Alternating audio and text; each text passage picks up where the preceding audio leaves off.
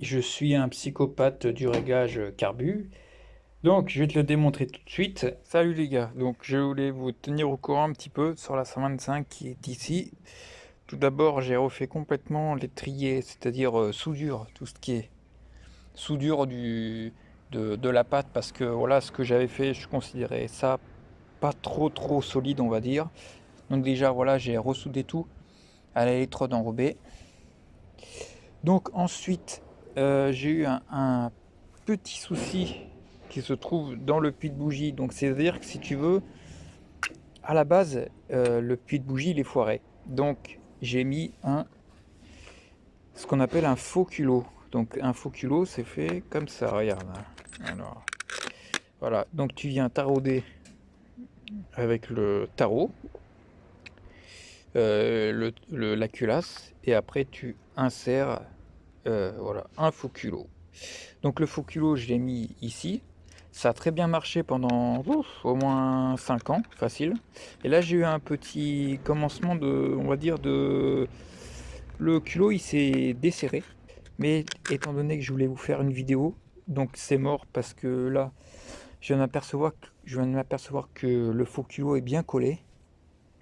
Donc voilà, il n'y aura pas de vidéo, mais je tenais à te tenir au courant pour ce petit truc. Donc, si jamais ça venait à se décoller, je ferai une vidéo un peu plus en détail sur la modif avec ça. Et ce que j'avais acheté exprès, c'était le Loctite Fort pour coller le faux culot. Donc, l'erreur que j'ai faite, ça a été, je pense, de démonter à chaud. Si tu démontes à chaud, eh ben, le culot il s'enlève. Parce que on va dire que la colle, elle redevient entre guillemets semi-liquide, donc je pense que ça favorise le dévissage. Ou autrement, tu peux foutre un petit coup de pointeau pour pas que ça se dévisse, mais bon, sur une culasse, j'aime mieux éviter. Donc là, ce que je vais faire, c'est que tout simplement, je vais la remettre en route. Après de nombreux mois, on va dire. Donc, on va voir ça. Alors, tac. Voilà.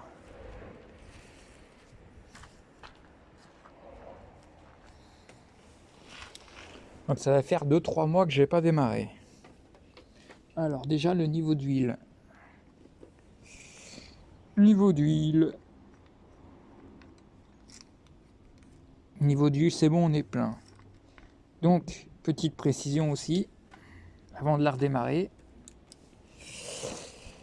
Avant de la redémarrer, j'avais fait... non, là en fait, là, ce que j'avais fait ici, j'avais fait poser un insert carrément.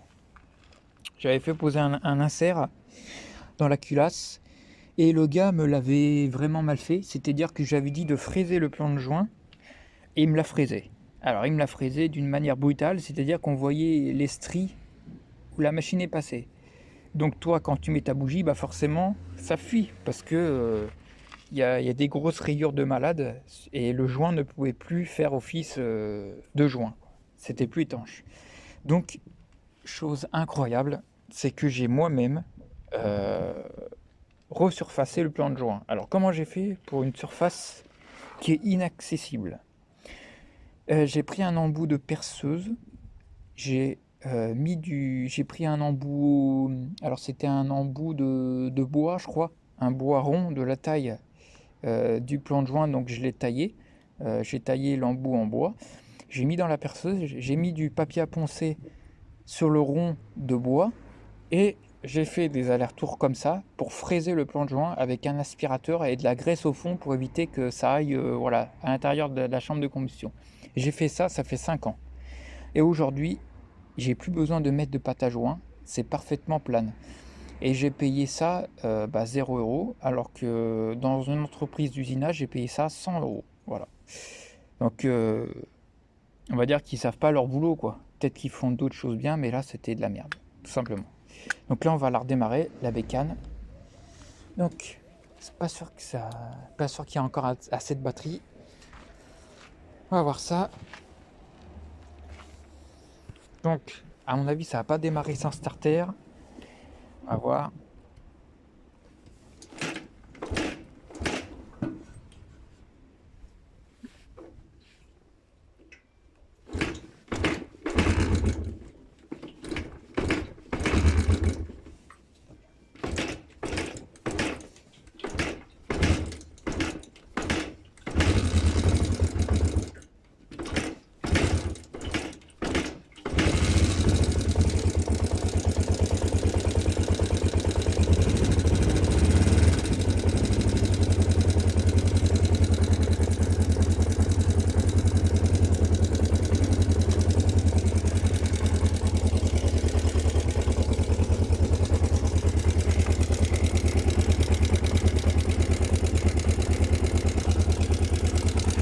Voilà, donc c'est pas évident parce que le starter il est juste derrière là en fait. Donc je suis obligé d'activer comme ça. Tac.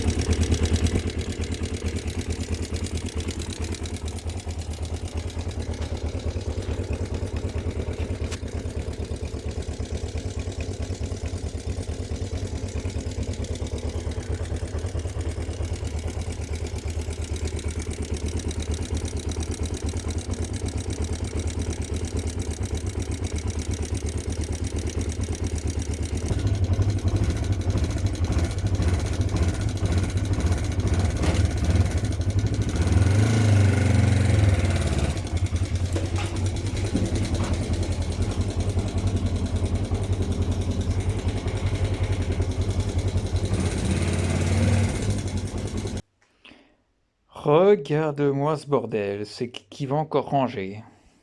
Je suis un psychopathe du réglage carbu, donc je vais te le démontrer tout de suite. Donc c'est-à-dire, enfin j'aime bien que les choses soient bien faites si tu veux. Donc là c'était les carbus que j'avais sur la cylindre de la 125 d'origine. Alors ces carbus fonctionnaient un peu mieux que les carbus d'origine, c'est-à-dire que ça réagissait un peu mieux parce que si tu veux le diffuseur euh, possède un petit peu plus de trous que l'origine. C'est-à-dire que l'origine, je sais pas si j'en ai un ici, mais je crois que je les ai massacrés, enfin, je sais plus. J'en ai plus. Mais il doit m'en rester un. Non, même pas. Voilà, il m'en reste pas.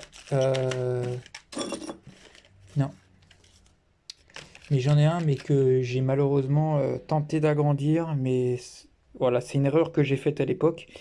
Donc là, tu as 5 trous. 6 trous, on va dire tu as 12 trous.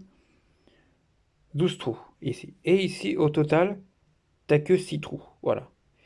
C'est-à-dire qu'avec celui-là, alors là, je sais pas si tu vas voir, ce qui se passait, c'est que tout simplement, j'avais un trou à l'accélération si j'envoyais un peu trop de gaz. Voilà, tout simplement. Malgré les réglages de l'aiguille, malgré les réglages de... Voilà, tout ce que tu veux. Dès que j'ai remplacé le carbu par un carbu AliExpress avec ce type de diffuseur, tout de suite j'ai senti la différence. C'est-à-dire que je pouvais accélérer à fond sans avoir de trop d'accélération. Et bien évidemment, il a fallu faire un réglage. Il a fallu régler l'aiguille, il a fallu régler... voilà. Mais ça s'est fait globalement facilement. Par contre, là où ça se joue, c'est que quand je suis passé au kit 140, kit 143 plus exactement, ces carbus d'origine, type origine, ne suffisaient plus. C'est-à-dire que j'avais beau augmenter le gicleur, j'avais beau changer de diffuseur, ça voulait plus. Ça voulait plus. Ou alors, fallait que je tourne très doucement l'accélérateur. Donc, qu'est-ce que j'ai fait? Je me suis dit, bon, écoute, je vais essayer un carbu de 27. Un peu plus gros, on va dire, 1 mm de plus. Et effectivement, ça réglait le problème. Mais évidemment, j'ai dû faire des réglages pour régler ce problème. Ça, donc là, c'était impossible avec celui-là. Donc, j'ai pris mon 27 et j'avais quasiment, on va dire, c'est vraiment quasiment, vu que moi je suis assez perfectionniste sur les bords, quasiment ce que je voulais, c'est-à-dire une réponse à tous les régimes parfaite. Donc, ce que j'ai fait, c'est que j'ai acheté des aiguilles type origine pour le 27, donc c'est celle-là. C'était un petit peu mieux encore, mais ça manquait encore à la reprise. Voilà, malgré le changement de gicleur, voilà, malgré tout. Donc ce que j'ai fait moi, c'est j'ai essayé, j'ai pris la perceuse, j'ai mis l'aiguille dans l'embout et j'ai modifié pile poil au milieu. J'ai enlevé, je sais pas combien j'ai enlevé, mais j'ai mesuré après, c'est de l'ordre de 0, on va dire 0,05, un truc comme ça. Et ça suffit pour régler le problème. Donc c'est-à-dire que peu importe si je testais un autre diffuseur, ça n'allait pas. Donc déjà, donc ça c'est carbu, c'est incompatible, les trous sont beaucoup plus gros, ceux-là. donc c'était pas compatible. J'ai essayé aussi les diffuseurs de 28, de 29, mais c'est pas possible, c'est pas les mêmes. Ils sont plus courts et ça va pas avec ces aiguilles-là. Donc voilà, la modif que j'ai faite, tout simplement, c'est modification de cette aiguille pour permettre d'avoir un bon ratio air-essence. Enfin, surtout bon ratio essence. Donc maintenant, je vais te décrire un petit peu comment j'ai procédé. Donc, d'abord, pour avoir mon régime maxi, c'est-à-dire 12 500 tours, je devais avoir un gicleur de, alors, maximum, on va dire 98. Le souci, c'est que si je montais en dessous, au-dessus, bah, ça se voyait que le moteur, il était vraiment enrichi. Bah, voilà, j'avais 1000 tours en moins, voilà, pour commencer. Donc, je me suis dit, je garde ce gicleur de 98. Au pire, j'affine, mais c'est impossible de trouver des gicleurs de 97. Donc moi, ce que je te conseille, c'est le 7 mark 101 octane. Tu commandes ça en Allemagne, et vraiment, c'est de très bonne qualité. Mais malgré que tous les autres gicleurs viennent d'AliExpress, mais ceux-là, ils sont vraiment top. Pour les PHBG, pour les PWK, les PD, tout ce que tu veux. Donc j'ai réglé ce gicleur et j'ai mis au voilà, troisième cran mon aiguille et c'était pas mal. Donc c'est-à-dire que vraiment je suis satisfait de mon réglage, c'est-à-dire que j'arrive à un réglage tout en modifiant tout le système, que ce soit sur le carbu ou l'autre. J'ai modifié les deux aiguilles et maintenant bah, je suis satisfait de l'accélération, c'est-à-dire que je peux envoyer d'un coup et il n'y a pas trop l'accélération. Voilà. Donc ça c'est ce que j'aime. Voilà. Que les choses soient bien faites. Et voilà. Ah, alors après, j'ai tout essayé sur le carbu. Donc, voilà la petite info que je voulais te... C'est les petites modifs que j'ai fait sur la 125 pour que ce soit réglé vraiment au poil. En fait, le souci, c'est d'avoir un carburateur où on trouve toutes les pièces disponibles. Donc, que ce soit gicleur principal, diffuseur, de différentes tailles, mais en général, d'origine ça va. Il faut juste choisir la bonne taille de carbu qui va avec le moteur. Là, je sais que sur la 125 et le kit que j'ai, 27 c'est bien. 27 pour prendre le régime max, on va dire.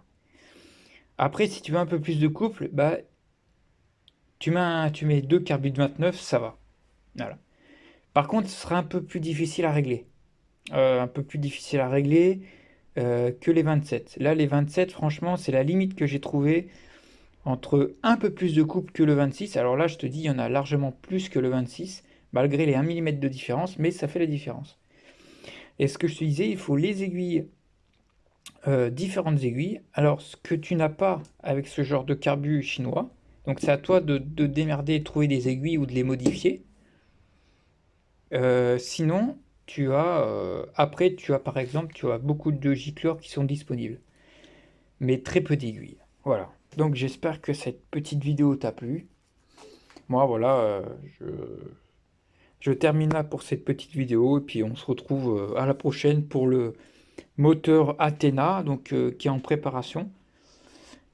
Et aussi, on parlera du moteur de Scout qui est ici, qui attend très sagement son tour. Donc là, il y aura changement de boîte à clapper, il y aura changement du cylindre parce qu'il est rincé. Là, je pense pas que je vais le démonter, il est très bien comme ça. Voilà, je vais le laisser tel quel, on verra bien. Voilà.